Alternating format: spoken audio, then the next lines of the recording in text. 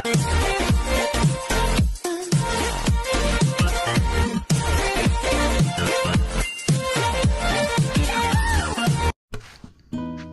guys, today we are cooking masarap adobong kambing. Ayan guys, this is from our house only guys. Bali in my mother's place. Hindi kami nagbili-bili ng goat kasi may sarili kami sa bahay. So, ito na guys, ribs lang ito guys. So, hiwain lang natin kasi ang ating recipe ay adobo na kambing. So, ito guys, isang ribs guys. Hiwa-hiwain lang natin guys na tamang laki na parang square lang natin ang hiwa. So, ito yung aking friend naghiwa ng ribs ng kambing.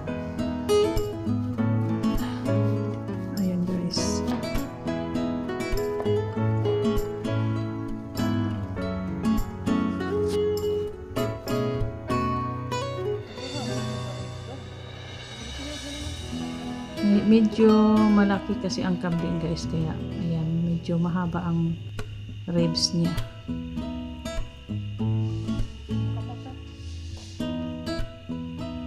So, ganito pala guys pag nagluto kayo ng kambing para mawala yung amoy niya.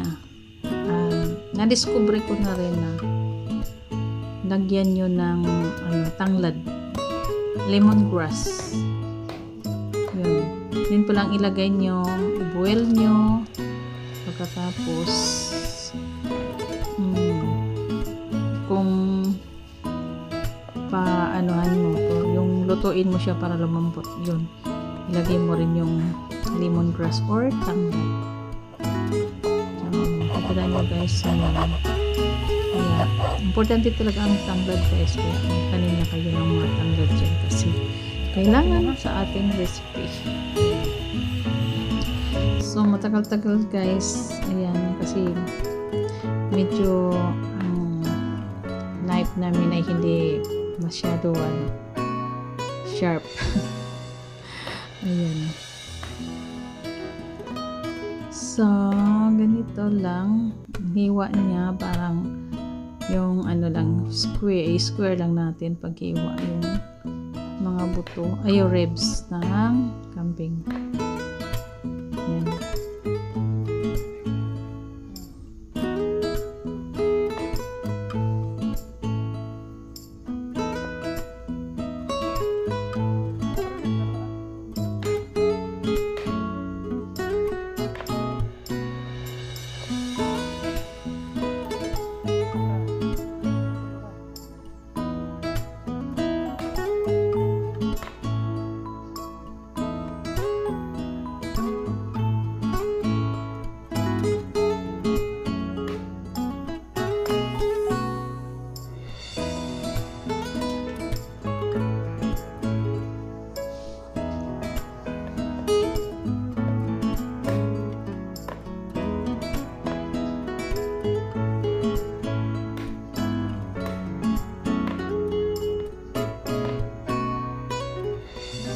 So, ito na guys, tapos na natin hiwain. So, kailangan hugasan mo mabuti.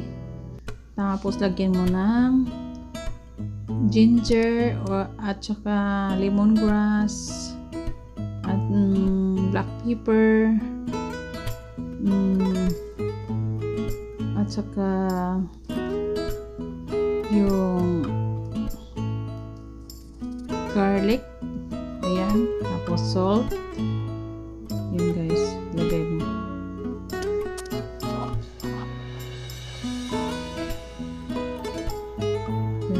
Pag marami ang lemongrass guys, nawawala talaga ang kanyang amoy.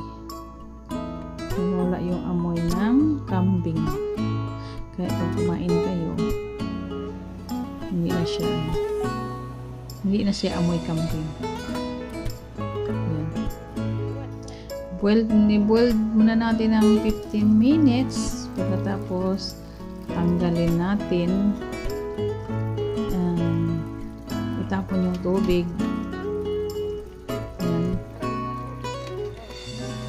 malinis siya guys. Tsaka ayan, wala nang amoy yan. Kasi mayroon na siyang lemongrass na sinama doon sa pagbubuel. Ayan. So, kumuha na tayo ng wok at saka lagyan natin ng oil. Then, small fire muna tayo. Lagay yung bawang, garlic. Ayan.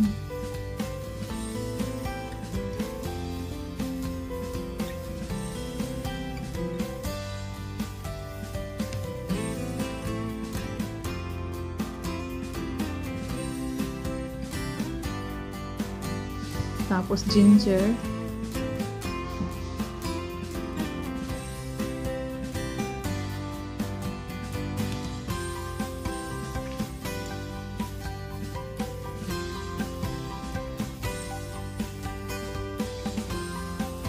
Tapos ilagay natin yung onion.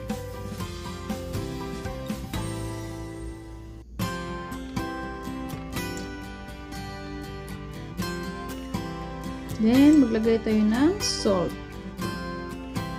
Asin guys, asin. Salt.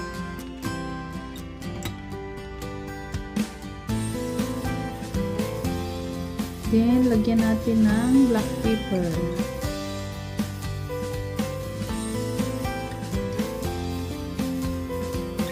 At saka ilagay natin yung cooked na goat.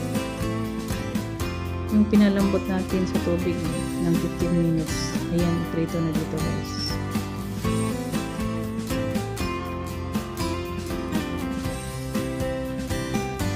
Then, lagyan natin ng tubig. At saka palambutin guys. At, ayan. So, ayan, kumukulo-kulo na siya guys. Ayan.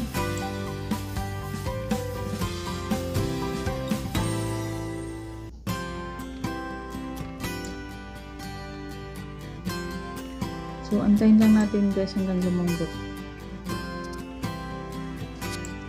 At ito, konti na lang guys ang kanyang sabaw. So, lagyan natin ng soy sauce.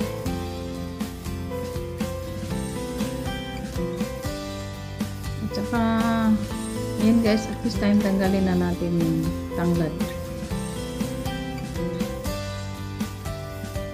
Tikman natin kung tama bang alat niya. Dapat guys, tamang-tama lang. Ayan, medyo hindi pa siya malambot masyado guys. So, takpan natin. At ito guys, konti na lang ang sabaw niya. So, lagyan natin ng, kung gusto niyo ng maraming onion, yan, pwede niyo lagyan ng maraming onion. Then, lagyan mo guys, din guys ng garlic. Yan.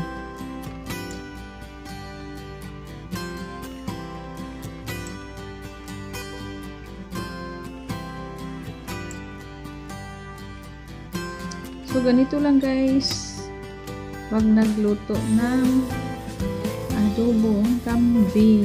So, simple lang talaga guys. At saka wala na siyang amoy talaga guys. Ang sekreto niya ay lemongrass. So,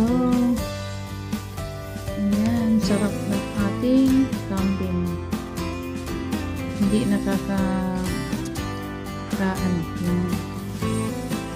hindi siya guys, hindi siya mahapli sa tiyan kasi kambing.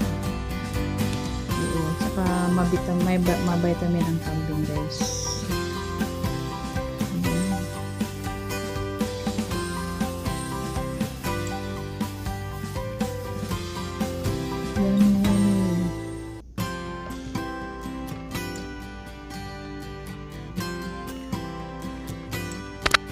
So, thanks for watching. Ito na guys, luto ng ating kambing. Ready to eat na siya. So, ito guys ang background doon sa amin. Ayan, mainit siya. At pinapatanim ko sila ng flowers. Ayan, yung mapasok ko dyan. Ayan guys. Bulaklak.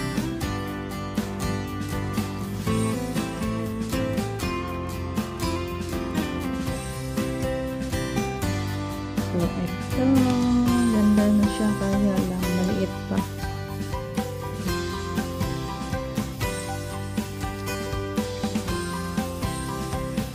Andyan si Rafi. Andyan din si Lucy.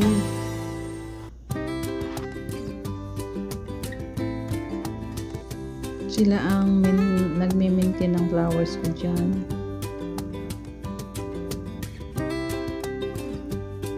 Saka magandang fertilizer namin guys, yung ano lang, rice. Yan. Tapos parang na-decompose siya. Yan ang ginawa kong fertilizer.